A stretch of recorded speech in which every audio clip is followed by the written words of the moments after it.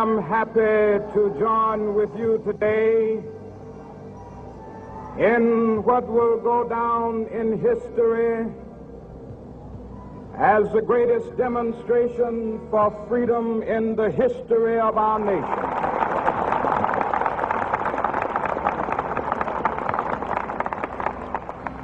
50 years ago, a great American in whose symbolic shadow we stand today signed the Emancipation Proclamation. This momentous decree came as a great beacon light of hope to millions of Negro slaves who had been seared in the flames of withering injustice. It came as a joyous daybreak to end the long night of their captivity. But 100 years later, the Negro still is not free. 100 years later, the life of the Negro is still sadly crippled by the manacles of segregation and the chains of discrimination.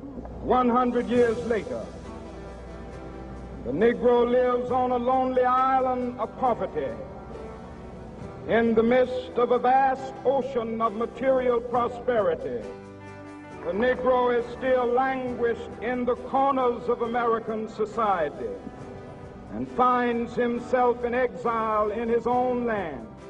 I have a dream that one day on the red hills of Georgia, the sons of former slaves and the sons of former slave owners will be able to sit down together at the table of brotherhood.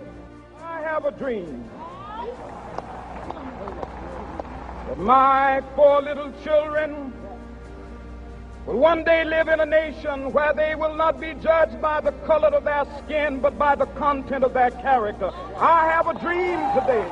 With this faith, we will be able to transform the jangling discords of our nation into a beautiful symphony of brotherhood. With this faith, we will be able to work together, to pray together, to struggle together, to go to jail together, to stand up for freedom together, knowing that we will be free one day. Let freedom ring, and when this happens, and when we allow freedom ring, when we let it ring from every village and every hamlet, from every state and every city, we will be able to speed up that day when all of God's children, black men and white men, Jews and Gentiles, Protestants and Catholics, will be able to join hands and sing in the words of the old Negro spiritual, free at last, thank God Almighty, we are free at last.